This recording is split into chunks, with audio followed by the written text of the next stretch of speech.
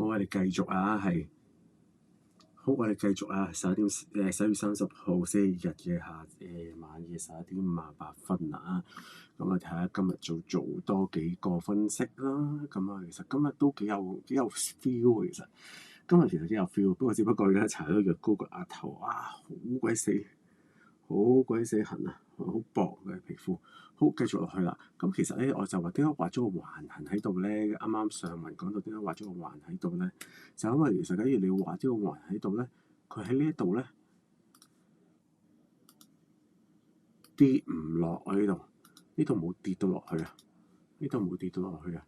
咁我條靠逐個咁樣先跌落去，反而喺度即係抽上出嚟，喺度抽上出嚟。咁呢度咧，其實正正咧就應該咁樣咧就會咁，所以咧其實布咧就布喺呢一隻腳度，布呢一隻腳度，喺呢一隻腳度。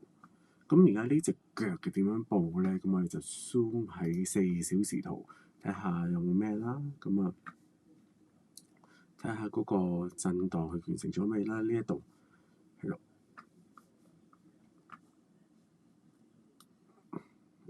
嗱呢度都係畫到100嘅嗱味道，亦都可以睇翻究竟呢一度佢會唔會即係做落嚟啦？嗱，假如佢喺度做落嚟咧，都仲係可以咁樣落嚟嘅，喺個100位都仲係可以落嚟嘅，只不過係呢一度喺個橫痕底度咧，喺呢兩隻腳嘅橫痕底度咧就做唔落，咁就反而咧就向咗上，係啦，喺呢個位度都仲係可以俾佢頂住。嗱，而家呢個位置係可以俾佢頂住，坐喺度，係啦。呢個位置都仲係同之前都有啲共鳴啦，其實都係個重要嘅位置嚟嘅呢啲位，係啦。其實呢支針插嚟嘅時候，呢個位都係做一個咩嘅？咁而家即係睇下佢點樣去部署呢一個啦嘅位置啦。咁而家呢個100就咁樣啦。咁我哋可以嗱，而家就去到呢個區域度，啱啱呢度就頂住咗，啱啱喺呢個區域頂住咗。咁1小時睇位置啦，睇個位置有冇啲特別嘅位置啦？呢度有㗎。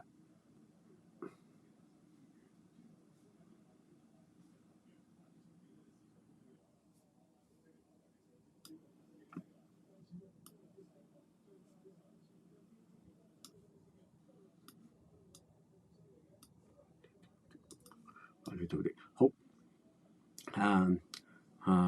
我想講咩咧？我想講嘅就係老師咧就話呢度咧就有個升段618附近，我諗係佢畫呢一段啦，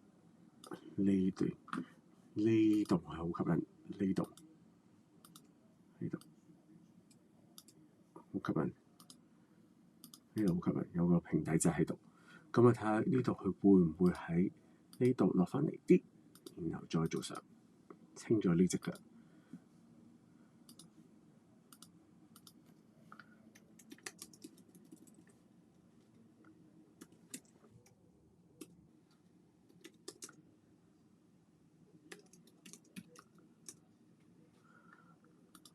睇會清到呢一段腳仔啦，即係呢一個嘅話。咁但係其實喺呢度咧，其實我覺得就更加直薄嘅。假如佢跌翻落呢一度嘅話，但係跌翻落呢度咧就會應該咁樣睇。第一件事咧，假如喺呢度落翻呢度嘅話咧，就唔可以排除呢度跌落嚟，唔可以排除。假如佢跌落呢度，但係假如喺呢一度即係上翻去嘅話咧，就可以排除更加落嚟啦。啱嗎？make sense？我覺得係啦。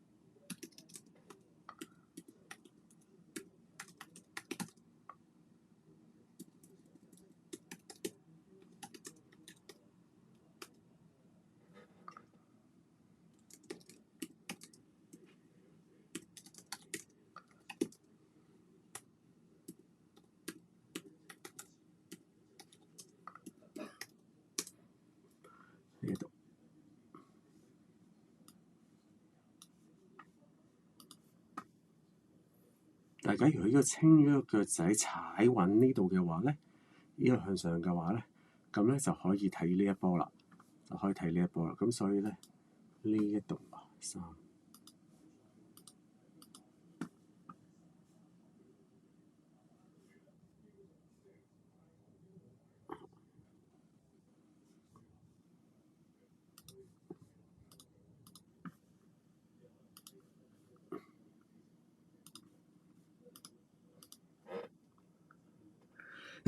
係啦，咁當然去翻呢啲位咧都得嘅，呢啲位係啦，呢啲位，咁可能我就睇嘅係呢一度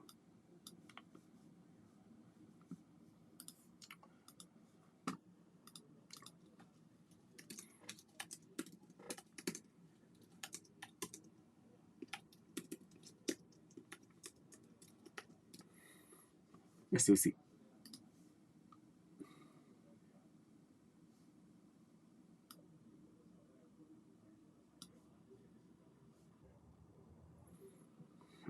呢度再呢度清腳仔上，係啦，咁啊佈住喺度啦。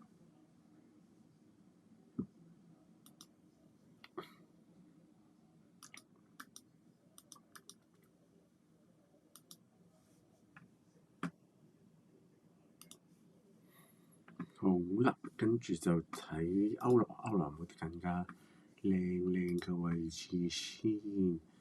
咁我而家預估緊美金係應該會回調跌嘅，咁但係咧呢度佢做啲咁嘅出嚟咧，做啲收窄咧，就真係唔靚喎，唔靚喎，唔靚喎，冇結構喎，咁樣喎，可能係即係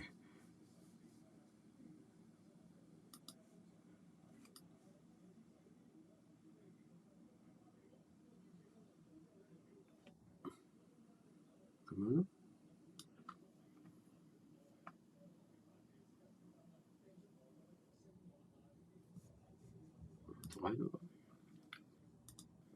delete 好，呢度都仲有一日嘅，咁啊呢度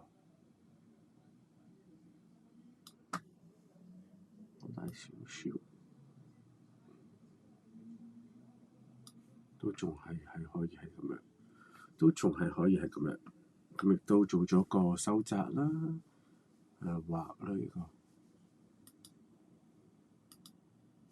brush 有，即係而家就咁樣做咗個收窄。不過呢度睇翻啦，睇到佢就得啦。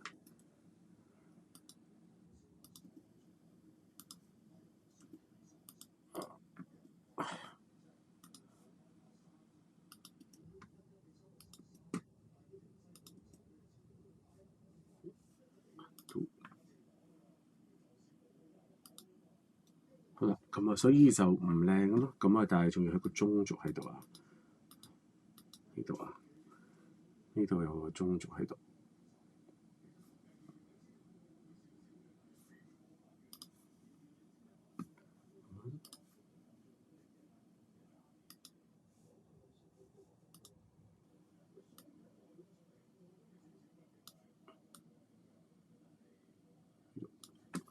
咁啊，用呢個虛線咯。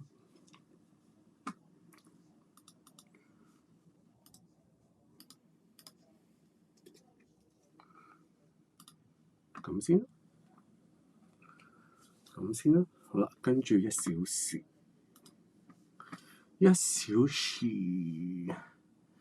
冇啊，1小時即係亂畫嘅啫，即係。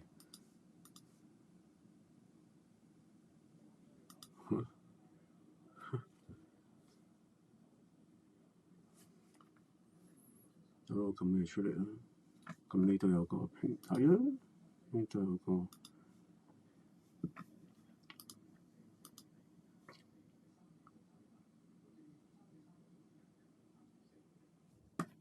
咁啊喺度，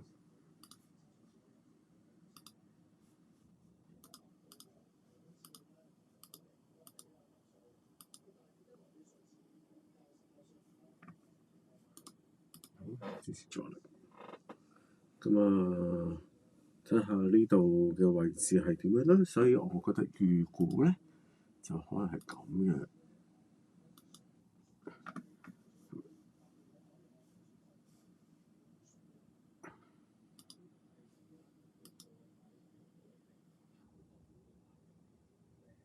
咁樣啊，係啊，預估係咁樣。咁啊，跟住到樓子，樓子話樓子周線圖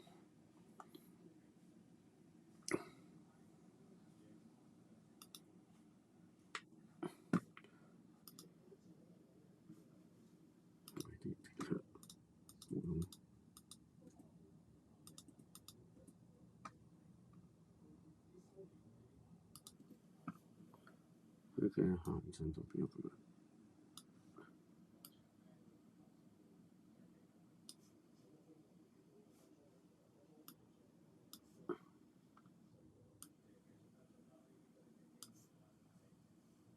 啱啱喺度突破咗，好，咁好更加好啲。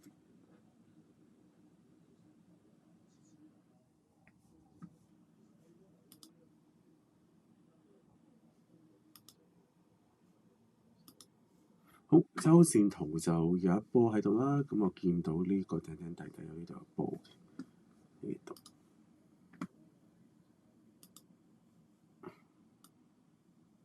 見到咁樣嘅喺度，見到咁樣喺度。好啦，咁跟住就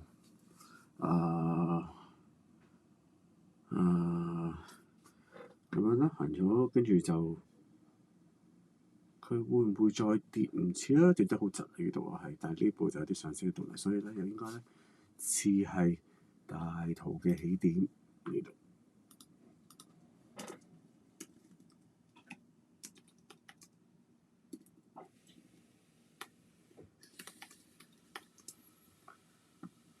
周線圖大圖起點，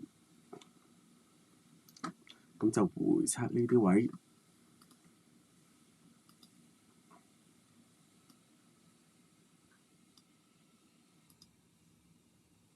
回測呢啲位，咁我當呢個係已經係 lowest 最底底嘅啦。好，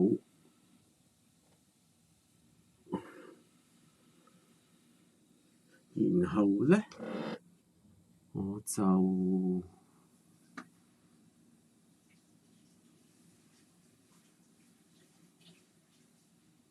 一個係佢話日線圖破咗慣性，係破咗呢度慣性，破咗呢度嘅慣性，係啦。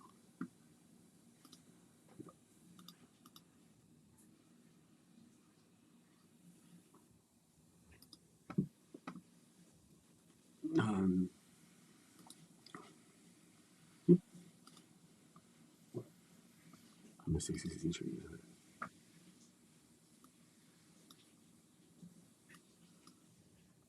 打破慣性，因為出咗。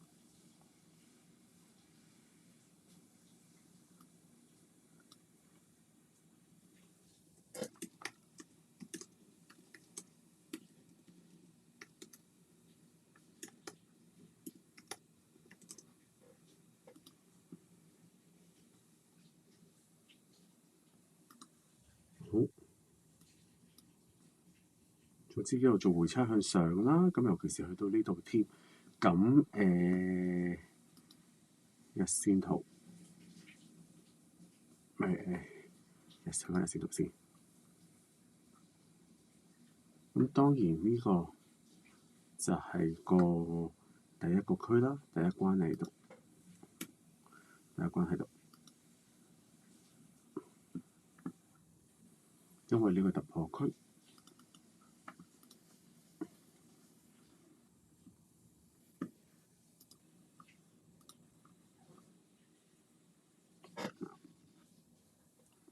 咁呢個突破區啦，咁4小時圖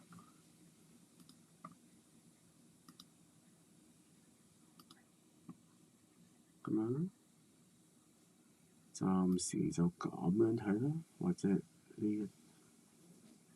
一段。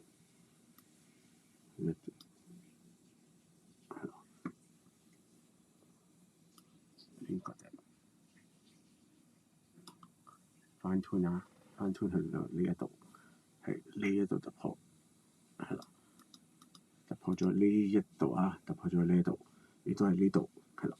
咁呢度啦，咁我睇下呢一度會唔會可以回翻呢度啦？咁佢喺呢度會有得嘅，4小時圖啊，或者有禁區線，有禁區喺度，靚啦！我4小時圖有禁區喺度，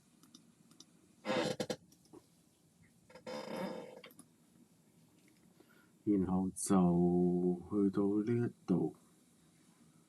咁亦都1小時啊，4小時嚟睇嗰個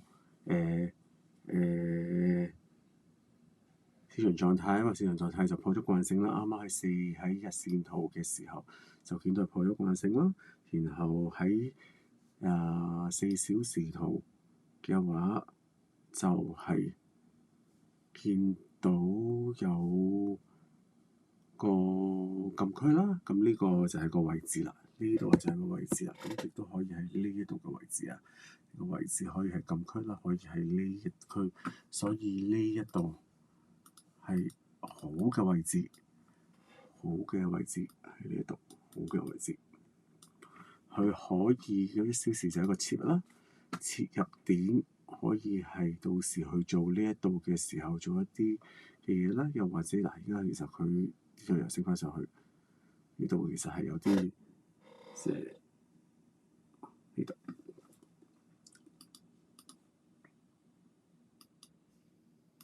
暫時係咁樣嘅，嗱就破咗嘅，係啦。但係其實4小時咧，佢就係呢個位置。咁假如4小時嘅位置，4小時或者1小時睇1小時，可能睇1小時嘅位置嗰啲大，即係呢個係大位嚟嘅，呢個係大位，呢個係大位。因為而家呢個你喺日線級別就係突破區嘛，你喺4小時嘅級別你就見到禁區同埋嗰個突破位嘛，就係呢一度突破咗個180嘅位置啊嘛，呢度亦都突破前提啊嘛，所以呢個咧係共鳴嘅位置嚟嘅，呢度係最好嘅位置嚟嘅。但係假如佢跌唔落喎，佢真係跌唔落喎，就係呢度啦。咁所以咧，假如呢一度嘅話都要守得遠啲啦，即係呢啲位置咧就難啲啦，只可以講難啲啦，係即係最好就即係喺呢個位置度。咁因為周報處啦，所以我要睇呢個位置。咁睇澳紙啦，澳紙日線、周線圖有啲攰啊，真係有啲攰。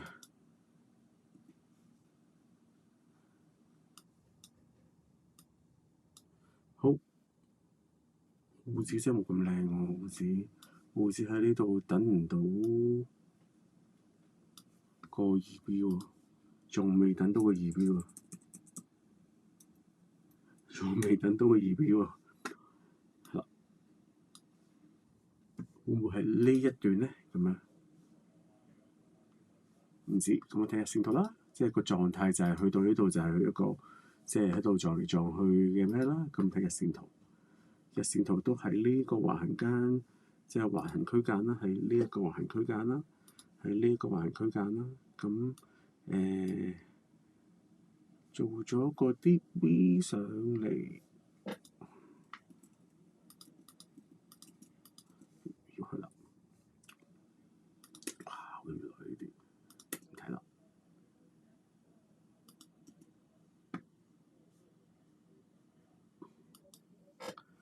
喺個橫行區間度啦，咁啊但係跌有啲度又跌唔落喎，呢度冇跌嘅跡象啦。咁呢度而家做咗個橫行，就係個橫行啦。咁其實就唔會去打頂嘅，咁亦都係可以係即係呢度咁上踩有啲腳啦，唔知咁啊。所以就相對地難玩嘅，相對地難玩就唔好睇佢啦。咁啊，老師就叫睇歐紙，歐有冇咧？ AUD 冇，咁咪開啦。AUDN20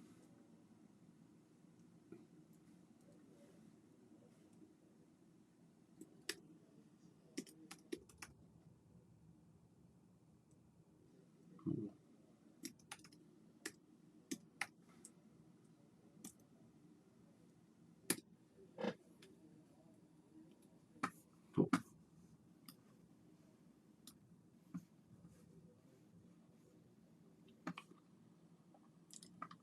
澳紙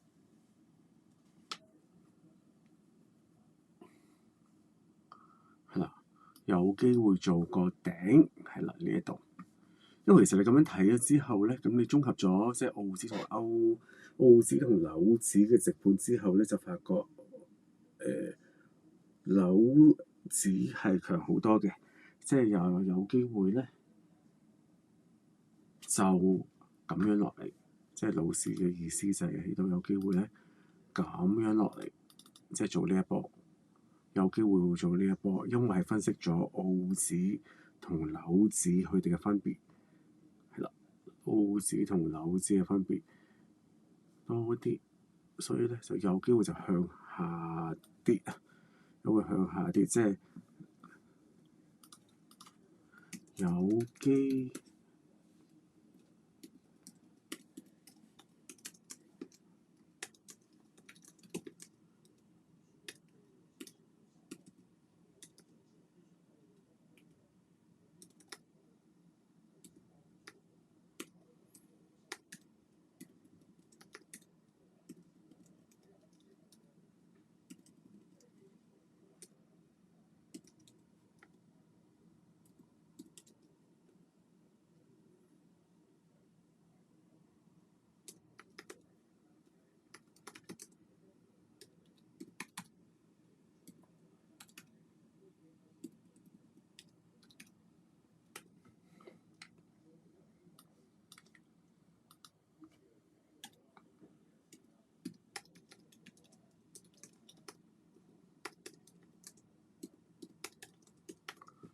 睇翻日線圖啦，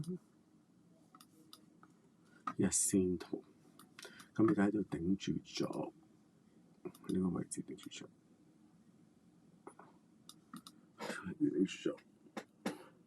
咁有機會都係呢一度，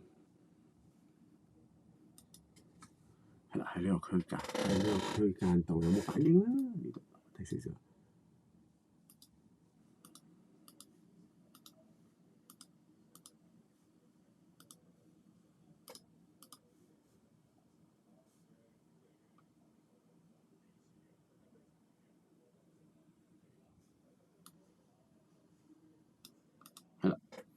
咁我亦都唔睇啲咩住啦。咁我仲爭咩咧？仲爭日元，日元就好強啦，唔係日元就好弱啦。咁睇下佢會唔會有啲回調啦。咁亦都暫時冇嘢睇住嘅，係啦。假如佢要跌嘅就首先呢個都要跌，但係冇任何結構啊，只要有頂住落嚟，咁佢就落嚟咧，其實係唔知嘅，係啦。即係假如你夾硬要切入嘅話咧，買去美金跌嘅話，只可以係呢一個橫行，夾硬喺呢個橫行度買跌，咁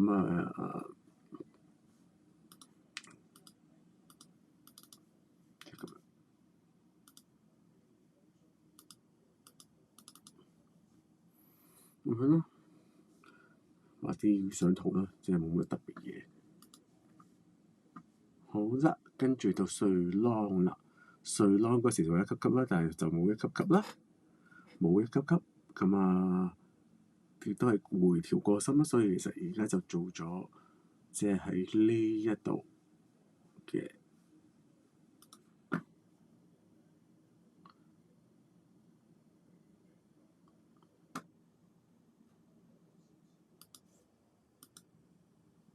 美金跌嘅話，瑞郎就上升，咁所以咧，瑞郎應該要向下做，向下。即係話而家佢為做跌，係啦。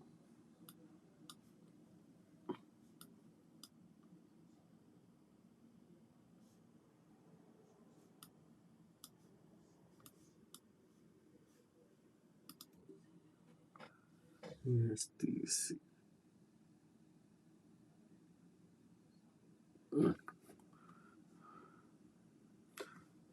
即係而家係咁樣，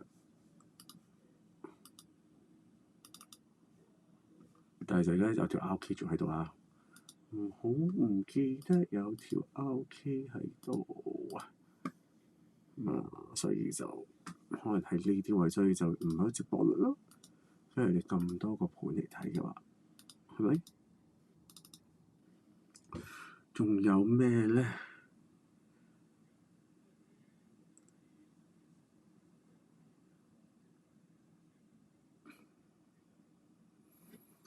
好啦，暫時係咁啦。唉，仲有咩未睇啊？加字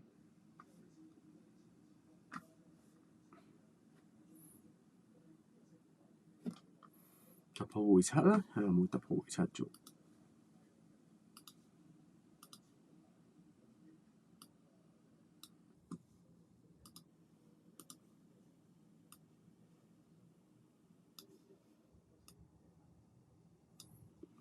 亦都可以係呢個啊。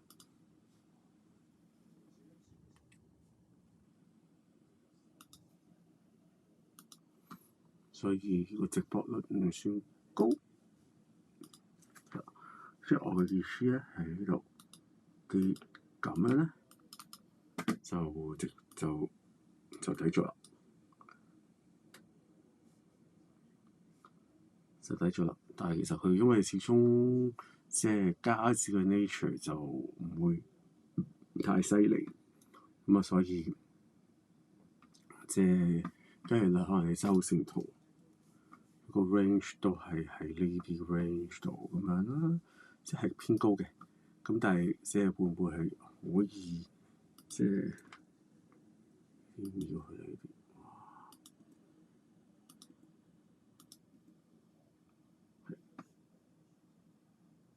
但係前提係呢條咯，呢條重要嘅線咯，前提。好，咁啊，今日係咁多啦，27分鐘，28分鐘。